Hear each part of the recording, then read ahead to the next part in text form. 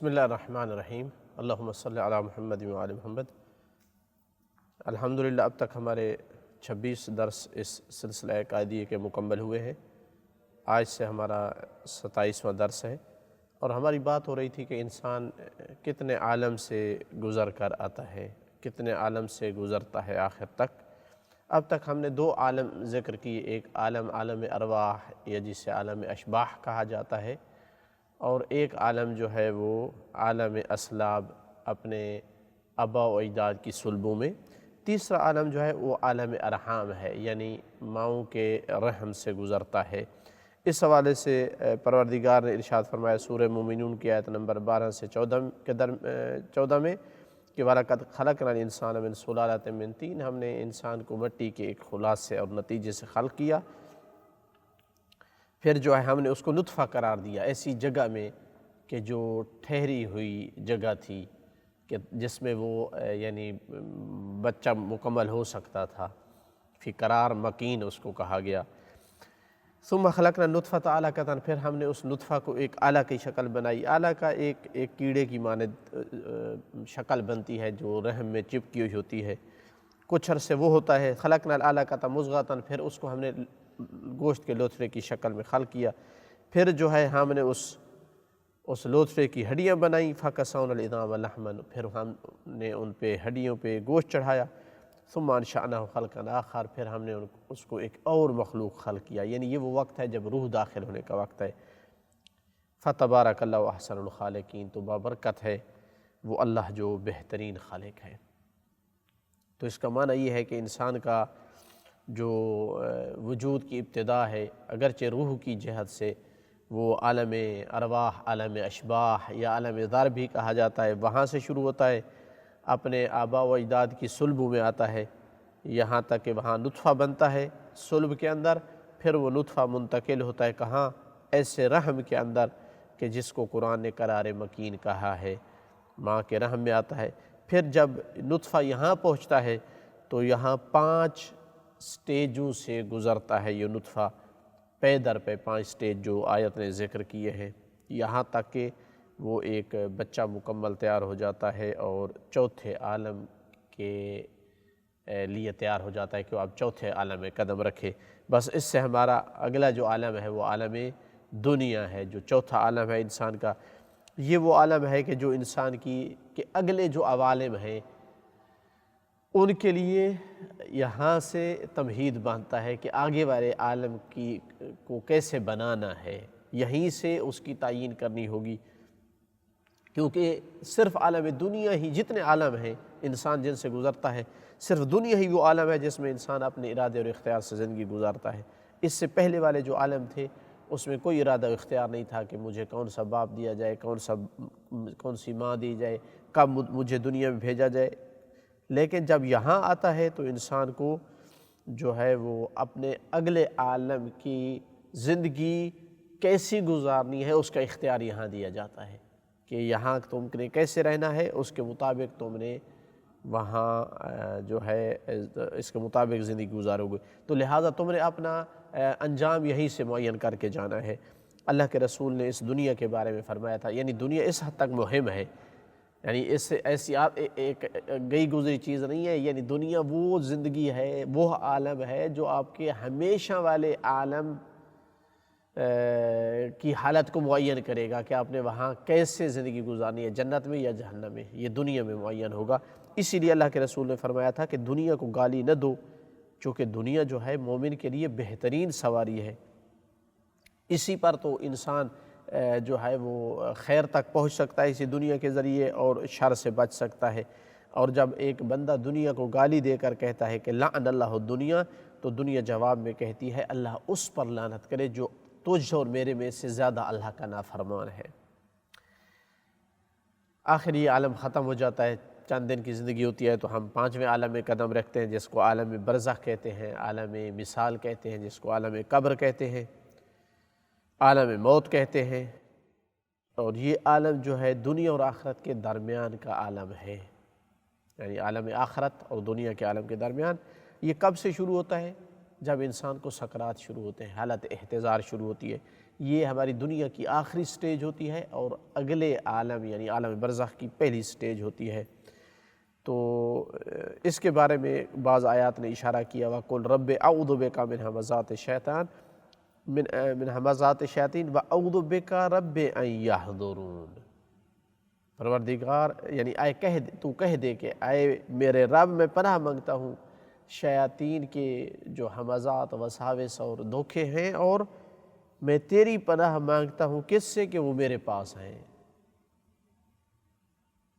کہا گیا ہے کہ یہ اشارہ ہے کہ جب میں مرنے لگوں تو مجھے پناہ دے کہ شیطان میرے پاس آئے اور مجھے دھوکہ دے، یعنی مجھے بے ایمان ہو کر کے جو ہے موت کا سبب بنے۔ تو یہ جو عالم ہے یعنی جو آخری سٹیج ہے دنیا کا اور ابتدائی مرحلہ ہے آخرت کا، برزخ کا ابتدائی سٹیج ہے، اس کی حقیقت یہ ہے کہ انسان کی روح اس کے جسم سے جدا ہوتی ہے۔ جو پوری دنیاوی زندگی میں ایک ارتباط اور کنیکشن تھا وہ کٹ جاتا ہے، ورنہ موت کا معنی کوئی فنا نہیں ہے، ختم ہو جانا نہیں ہے، بلکہ موت تو ایک پل ہے جو دنیا سے برزخ کی طرف انسان کو پہنچاتی ہے۔ اسی وجہ سے امام حسین علیہ السلام نے فرمایا فَمَا الْمَوْتُ إِلَّا قَنْطَرَةً تَعْبُرُ بِكُمْ عَنِ الْبُؤْسِ وَالضَّرَاءِ إِلَى الْجَنَانِ الْوَاسِعِ وَالنَّعِيمِ الدَّائِمِ۔ موت تو صرف ایک پل کا کام دیتی ہے جو تمہیں دنیا میں تنگی اور پریشانیوں سے پہنچاتی ہے، پار کرتی ہے کہاں؟ بہت وسیع و عریض باغات کی طرف اور اللہ کی ہمیشہ والی رہنے والی نعمتوں کی طرف۔ بس جو بھی تم میں سے فَأَيُّكُمْ يَكْرَهُ أَن يَنْتَقِلَ، تم میں سے کون ہے جو اس چیز کو ناپسند کرے کہ وہ قید سے اور جیل سے جو ہے وہ محل کی طرف جائے؟ لہٰذا مومن کے لیے تو دنیا قید ہے، آخرت جو ہے وہ محل ہے۔ وَمَا هُوَ لِأَعْدَائِكُمْ، مگر جو تمہارے دشمن ہیں ان کے لیے ایسے ہے جیسے کوئی محل سے قید و بند کی طرف، عذاب کی طرف جاتا ہے۔ اسی وجہ سے جب امام زین العابدین علیہ السلام سے پوچھا گیا کہ موت کیا ہے تو آپ نے فرمایا کہ موت مومن کے لیے ایسے ہے جیسے وہ میلے کچیلے کپڑے اور جوئیں جن کپڑوں میں ہوتی ہیں اور اس طرح کے حشرات ان کو اتارتا ہے جیسے، اور اپنے قید و بند سے جیسے جو ہے آزاد ہوتا ہے، اور اس کے بدلے بہترین لگژری کپڑے پہنتا ہے، خوبصورت خوشبو والے خوبصورت کپڑے، اور بہترین سواری پہ سوار ہوتا ہے اور بہترین پسندیدہ منازل تک جاتا ہے۔ یہ موت ہے۔ لیکن کافر کے لیے کیسے ہے؟ جیسے اس نے اپنے جو ہے فاخرانہ لباس اتارے ہوں اور اپنے مانوس منزل اور مکان سے اس کو نقل کیا گیا ہو اور بدل دیا گیا ہو ایسے کپڑوں کے ساتھ کہ جو انتہائی سخت کھردرے اور میلے کچیلے ہوں اور وحشتناک منزل کی طرف اس کو لے جایا گیا ہو اور بہت بڑے عذاب کی طرف۔ تو ہم دیکھتے ہیں کہ موت انسان کو ختم کر دیتی ہے، مر جاتا ہے، جبکہ حقیقت یہ ہے کہ وہ عالم برزخ میں زندگی گزارتا ہے، یہاں تک کہ آخرت کا عالم جو ہے جب قائم ہوگا تو وہاں سے اس کو اٹھایا جائے گا۔ اسی وجہ سے امام باقر علیہ السلام سے جب پوچھا گیا تو امام نے فرمایا موت کے بارے میں، تو فرمایا کہ یہ ایک نیند ہے، جو نیند آپ کو ہر رات آتی ہے، مگر یہ ہے کہ یہ ایک لمبی نیند ہے۔ اس کا مطلب ہے فنا نہیں ہے، یہ ایک لمبی نیند ہے جس سے انسان قیامت کے دن جو ہے وہ بیدار ہوگا۔ چھٹا عالم کیا ہے؟ چھٹا عالم عالم آخرت ہے، عالم معاد ہے، عالم خلود ہے، کئی ایک نام ہے۔ آخرت کا عالم، معاد کا عالم ہے، ہمیشہ رہنے کا عالم ہے۔ اور یہ کیا ہے کہ یہ وہ عالم ہے جس میں روحیں جو ہے دوبارہ یعنی موت کے بعد دوبارہ جسموں کی طرف لوٹیں گی اور انسان پروردگار کے سامنے کھڑا ہوگا اور اس کو اپنے اچھے یا برے اعمال کا صلہ اور اجر دیا جائے گا۔ یہ وہ دن ہے جس کا وعدہ کیا گیا ہے اور جس میں انسان کا جو ٹھکانہ ہے اور انجام ہے یا جنت ہوگا یا جہنم ہوگی۔ ہم جو توحید پر یقین رکھنے والے ہیں، قیامت کے بارے میں ہم یہ کہتے ہیں کہ یہ لوگوں کو جو ہے ان کو آخری انجام تک پہنچایا جائے گا، اس عالم میں حساب و کتاب ہوگا، اور ظالم اور کافر آدمی کے لیے انتہائی خوفناک عالم ہے، چونکہ اس میں وہ اپنے کرتوتوں کا جو ہے برا اجر دیکھیں گے، جبکہ مومنین کے لیے انتہائی سرور اور خوشی کا وقت ہوگا، چونکہ وہ اپنے انجام کو، بہترین انجام کو دیکھیں گے جس سے وہ خود راضی اور خوش ہوں گے۔ تو بات ہو رہی تھی اب عالم آخرت کی، تو یہاں جو چند ایک جو ہے وہ نکات ہیں اس حوالے سے، اس عالم آخرت کے بارے میں۔ یعنی پہلا نکتہ یہی تھا کہ وہ کیا ہے۔ دوسرا نکتہ جو ہے وہ یہ ہے کہ یعنی دوسرا پوائنٹ اس حوالے سے کہ اس کی ضرورت کیا ہے۔ اللہ تعالیٰ نے اسی ضرورت کی طرف اشارہ کیا ہے سورہ نبأ کی آیت نمبر 17 میں کہ ان یوم الفصل کان میقاتا، کہ فصل کا جو دن ہے، یعنی فیصلہ فرمانے کا جو دن ہے، وہی جو ہے اس کا وقت معین ہے، کان میقاتا، اس کا وقت معین ہے۔ تو آیت جواب دے رہی ہے، گویا ایک کوشچن ہو سکتا ہے کہ قیامت کی کیا ضرورت ہے اس عالم آخرت کی؟ یہ کافی نہیں ہے کہ ہم دنیا میں رہیں اور یہاں مر جائیں اور کام ختم ہو جائے۔ تو حقیقت میں اس کا جواب یہ ہے کہ کئی ایک جو ہے حکمتیں ہیں، کئی ایک وجوہ ہیں جو تقاضا کرتے ہیں کہ عالم آخرت ہونا چاہیے۔ ان میں سے ایک یہ ہے، ان میں سے یہ ہے کہ اللہ تعالیٰ جو ہے وہ عدل کرنا چاہتا ہے ایک دن میں۔ اب ایسا تو نہیں ہو سکتا کہ دنیا میں ظالم ظلم کرتا رہے، لوگوں کے حقوق کھاتا رہے اور مظلوم بیچارہ جو ہے وہ صرف ظلم سہتا رہے اور دونوں مر جائیں اور ختم ہو جائے۔ یہ قادر حکیم کی حکمت کے منافی ہے۔ تو اللہ کی حکمت کا تقاضا تھا کہ ایک دن ایسا رکھے کہ جس دن عدل و انصاف قائم ہو، تاکہ مظلوم کے لیے اس کا حق ظالم سے لیا جا سکے، مظلوم آدمیوں کی مدد کی جا سکے۔ تو اگر کوئی کہے کہ اللہ تعالیٰ نے یہ دنیا میں کیوں نہیں کیا، دنیا میں کر لیتا۔ دنیا میں تو ہم دیکھ رہے ہیں کہ ظالم جو ہے ظلم کرتا چلا جا رہا ہے، حقوق جو ہے پامال کرتا چلا جا رہا ہے، تو کیوں اس کو آخرت پہ رکھا؟ تو اس کا جواب یہ ہے کہ اللہ تعالیٰ دنیا میں مہلت دیتا ہے، چونکہ یہ آزمائش کا عالم ہے، دنیا امتحان اور آزمائش ہے، تو اللہ تعالیٰ مہلت دیتا ہے، مہمل نہیں چھوڑتا۔ یعنی یہ نہیں، ایسا نہیں ہے کہ ظالم کو ہمیشہ کے لیے چھوڑ دے گا، نہیں، مہلت دیتا ہے کہ یا تو توبہ کر لے، ظلم کے بعد نادم ہو جائے، توبہ کر لے، یا پھر جو ہے کہ جتنا ظلم کرتا ہے کر لے، تاکہ آخرت میں اس کی زبردست گرفت ہو اور ہمیشہ کے لیے جہنم اس کا مقدر بنے۔ اللہ تعالیٰ نے اسی وجہ سے ارشاد فرمایا کہ وَكُلُّ إِنسَانٍ أَلْزَمْنَاهُ طَائِرَهُ فِي عُنُقِهِ، کہ ہم نے ہر انسان کا جو فعل ہے، اچھی یا بری، وہ اس کے گردن میں ڈالی ہے، یعنی نام اعمال ہے، اور کوئی بری فعل اور اچھی فعل نہیں ہے، انسان کے نام اعمال ہی اس کی فعل ہے۔ وَنُخْرِجُ لَهُ يَوْمَ الْقِيَامَةِ كِتَابًا يَلْقَاهُ مَنْشُورًا، ہم قیامت کے دن اس کے نام اعمال کی کتاب نکالیں گے جس کو وہ اپنے سامنے کھلا ہوا دیکھے گا۔ اس وقت اس کو کہا جائے گا اقرأ کتابک کفیٰ بنفسک اليوم علیک حسیبا، اپنے اس نام اعمال کی کتاب کو پڑھو، یہی آج حساب کے لیے تمہارے لیے کافی ہے۔ یہ سورہ اسراء کی آیت نمبر 13-14 میں ہے۔ اسی طرح سورہ کہف کی 49 نمبر آیت میں وَوُضِعَ الْكِتَابُ فَتَرَى الْمُجْرِمِينَ مُشْفِقِينَ، کتاب رکھ دی گئی نام اعمال والی، مجرمین جو ہے ان کو تو دیکھے گا کہ انتہائی خوف میں ہے، اس لیے کہ جو کچھ اس کے اندر ہے اس سے ان کو ڈر ہے، پتہ ہے عذاب ملے گا، اور کہہ رہے ہوں گے کہ یا ویلتنا، ہائے کاش، یعنی ہمارے لیے گویا ہلاکت ہو۔ کیسے، کیا ہے اس کتاب کو، نام اعمال کو، کہ لا یغادر صغیرۃ ولا کبیرہ، ہماری کوئی چھوٹی یا بری کوئی عمل برائی اس نے نہیں چھوڑی ہے مگر یہ ہے کہ اس کو شمار کیا ہے، اور اس دن جو ہے وہ وجدوا ما عملوا حاضرا، جو کچھ کیا ہوگا اس کو حاضر پائیں گے، اور تیرا رب جو ہے کسی پر ظلم نہیں کرتا ہے۔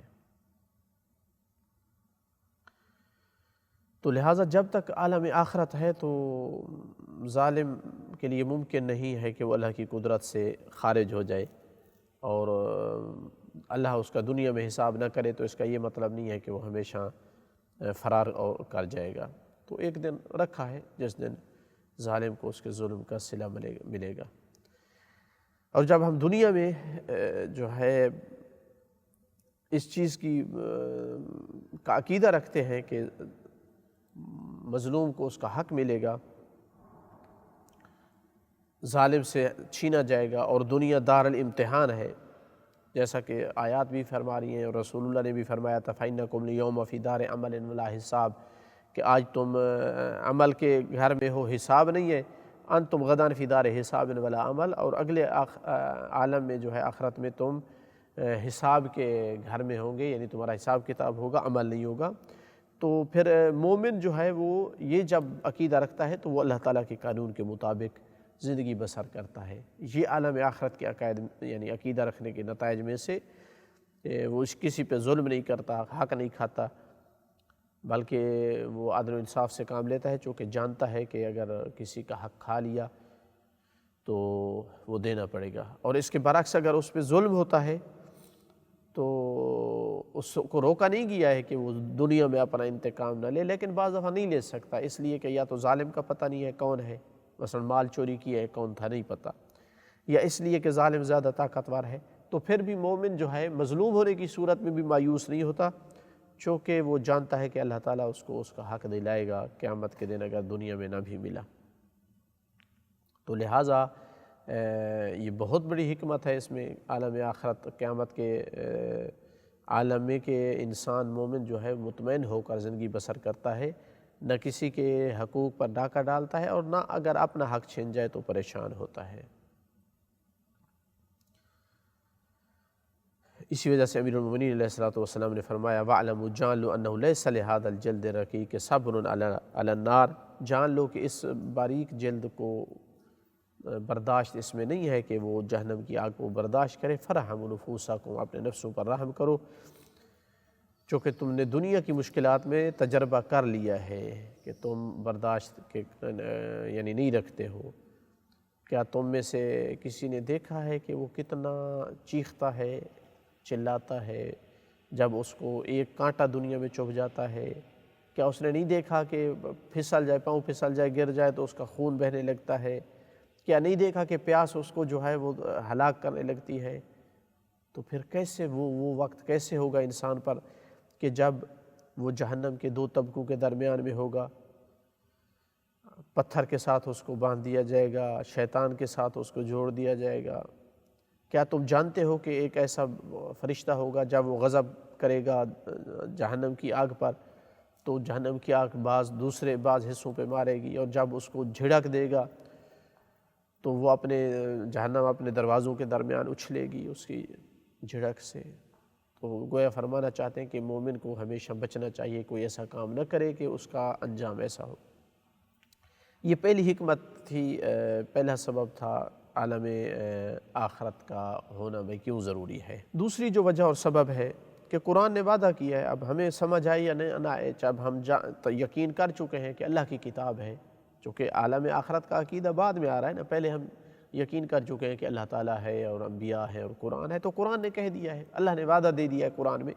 اب چاہے ہمیں سمجھ نہ آئے اس کی کیا حکمت ہے، تو ہمیں ماننا پڑے گا کہ عالم آخرت ہے، کہ جس دن مومن کو اس کے اعمال کی جزا ملے گی، کافر کو بھی اس کے اعمال کی سزا ملے گی.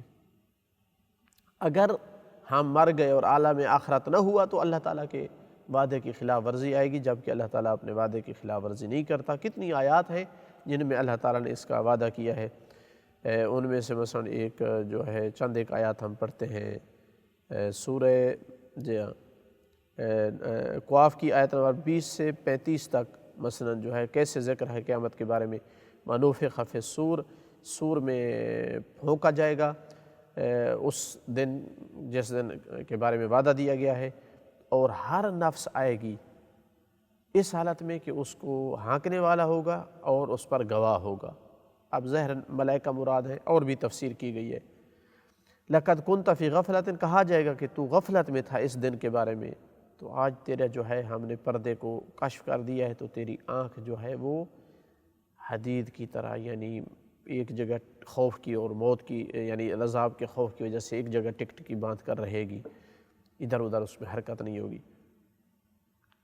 وَقَالَ قَرِينُهُ، جو ساتھ قرین تھا دوسرا جہنمی، شیطان تھا یا جو بھی قرین ہے، هَذَا مَا لَدَيَّ عَتِيدٌ، یہ وہ تھا جو میرے پاس تیار تھا. الْقِيَا فِي جَهَنَّمَ، وہ دونوں اس کو آڈر ہوگا ان دونوں کو کہ اس کو جہنم میں ڈالو. کس کو؟ کُلَّ کَفَارٍ عَنِیدٍ، جو بھی کافر تھا اور ہر دھرم تھا.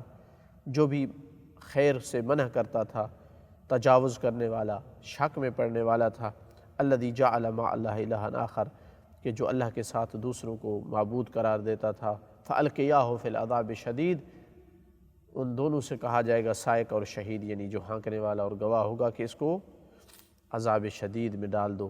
تو جو قرین تھا، ساتھی تھا، وہ کہے گا ربنا ما اطغیتہ، میں نے تو اس کو گمراہ نہیں کیا، ظاہر ہے وہ شیطان ہی ہوگا، انسانوں میں سے ہو یا جنات میں سے، جس نے گمراہ کیا تھا، ولیکن کان فی ضلال بعید، یہ خود گمراہی میں تھا۔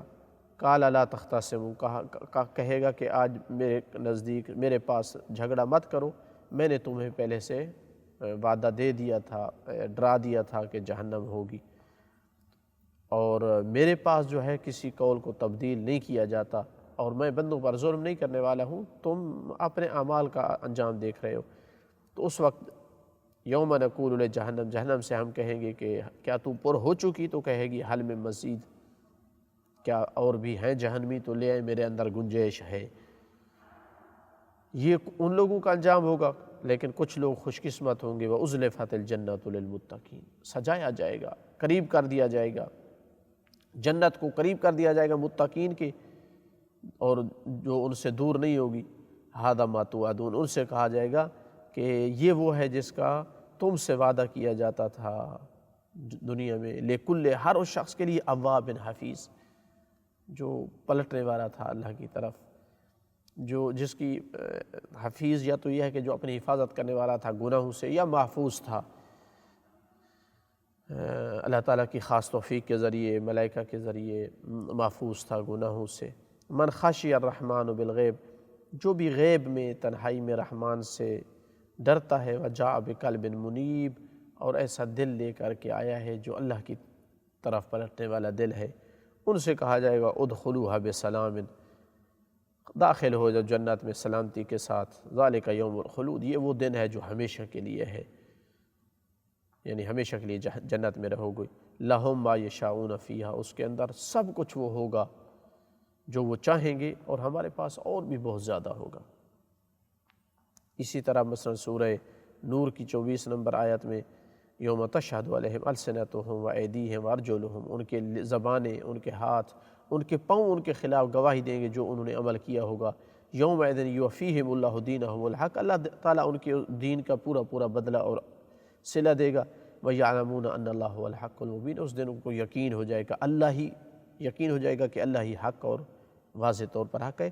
خلاصہ یہ ہوا کہ قیامت کا ہونا ایک ضروری امر ہے، اور حکمت اسی کا تقاضا کرتی ہے، چونکہ اللہ تعالیٰ عادل اور حکیم اور قادر ہے، تو لہٰذا ضروری ہے کہ ظالم کے حساب کتاب کے لیے ایک دن رکھے اور مومن کو صلہ دے اس کے اعمال کا، تاکہ کافر اور مومن میں برابری نہ ہو جائے۔ دوسرا پوائنٹ یہ تھا کہ اللہ تعالیٰ مہلت دیتا ہے لیکن ہمیشہ کے لیے نہیں چھوڑتا، کیونکہ خوف نہیں ہے کہ ظالم بھاگ جائے۔ تیسرا پوائنٹ یہ تھا کہ اللہ تعالیٰ نے قیامت کے دن کا وعدہ دیا ہے، تو اس کا وعدہ خلاف ورزی نہیں ہو سکتی۔ چوتھا پوائنٹ یہ تھا کہ ایمان، معاد پر ایمان لانا مومن کو جہاں دین کے ساتھ پابندی پر مجبور کرتا ہے، اسی طرح مومن کو جو ہے وہ مایوسی سے بھی بچاتا ہے۔ اس پر آج کا ہمارا درس ختم ہوا، والحمدللہ رب العالمین، وصلی اللہ علی سیدنا محمد وآلہ الطیبین الطاہرین المعصومین۔